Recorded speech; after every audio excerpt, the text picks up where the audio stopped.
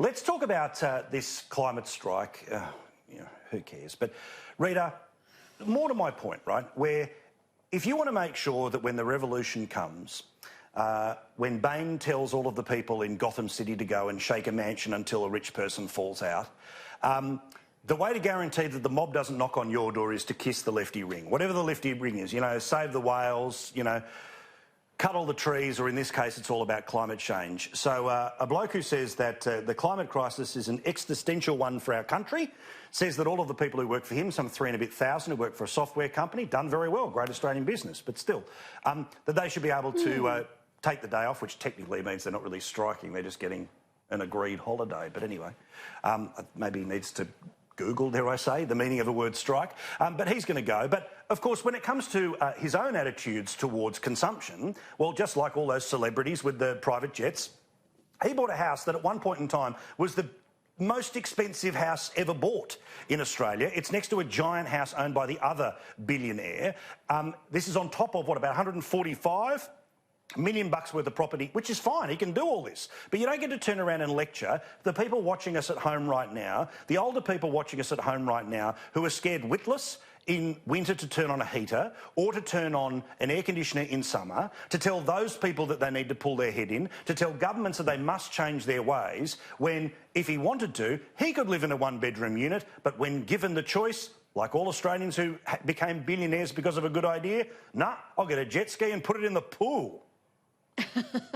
Well, it is all about do as I say, not as I do. We use the term virtue signalling for a reason, because if they were actually virtuous, we'd call them that. But it's virtue signalling. It's all about look at what I'm saying all the right stuff, but ignore what I actually do. And, you've got these rich people who fly around the world on private jets. They live in enormous mansions. Often they have more than one mansion. So their carbon footprint would be enormous, but they're rich. They can write a cheque to some mysterious carbon offset company, and they think that it's almost like this religious fervour, and you make a donation to the church and all your sins are forgiven. It's that kind of belief system, which is so...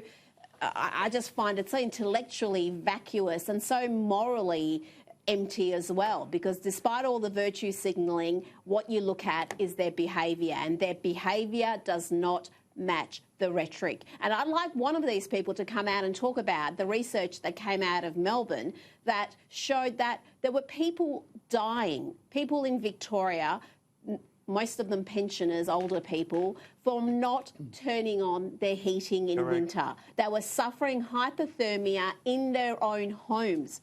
This has happened already, and that's just 2 emergency units in 2 hospitals in Melbourne, in fairly affluent areas, might I say. If you did that study countrywide, all the regional areas, or every hospital, I think the figure would be absolutely shameful. What we've already got out of that study is shameful in itself, and that was just 2 hospitals in one town. So you never hear them talk about that. You never hear them talk about the concerns that affect everyday people. It's always this big picture. We had Prince Harry. He's been at it again just in the last few hours, again lecturing people about their travel. He's got Elton writing cheques to offset his private jet flights, but he still feels entitled to lecture the little people about their habits. I just find the whole thing so absurd. If Harry wants to, mix things up, walk outside of the castle, take a tent and just park for the night in the gardens. That'll feel like a completely different experience, for goodness sake. I mean, Michael, you know the big end of town in Melbourne, and you know that largely you can't even push back against this stuff, but it does feel like the way to guard yourself against the revolution is to kiss the ring so they won't come for you first. No, that's quite right in the modern era, and it's extremely worrying. And I must say, I think the behaviour of the fellow from Atlassian is appalling, and I'll tell you why. What if his personal views were to oppose the abortion reform bill in New South Wales? And he said to all his staff, I want you to go to Parliament House and be involved in the strike and the campaign against these abortion laws. What if he was in favour of BDS, the anti-Semitic racist sort of campaign against the State of Israel? What is it, if he was in favour of the BDS and he said, I want all my employees, if they want to take part in this rally. Well, the employees in both of those examples may feel extremely uncomfortable, pressured by their boss to participate. Otherwise, there might be an implied threat that they, wouldn't be promoted or whatever else. They'd feel isolated in the workplace.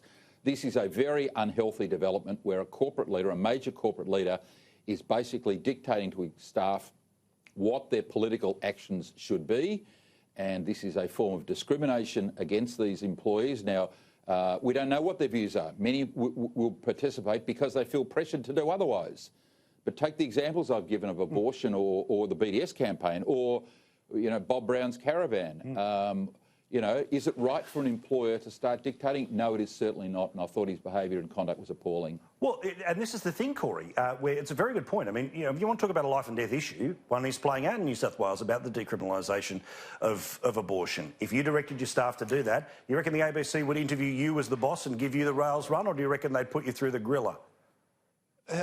Put you through the griller, of course. It's worth pointing out, though, the Atlassian people get a week's worth of charity leave, and so they've been directed to take this day out of their charity leave. Now, that's not really then a charity leave of their choice, is it? That they're compelled to do it. If they go against the boss's wishes, who knows what the implications would be.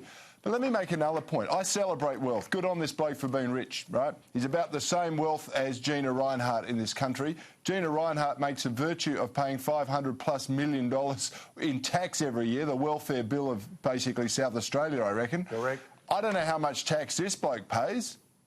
I don't know. That's the real virtue. I looked it up today, Corey. You think government action's going to do it, tip it into the government. Voluntarily pay it. OK, Rita, you got 40 seconds. I was just going to say I looked it up today, Corey, and you wouldn't like the figure. Have a look at it yourself. I'm not going to suggest that there's been any wrongdoing, but it's certainly not anywhere near what Gina Rinehart's paying.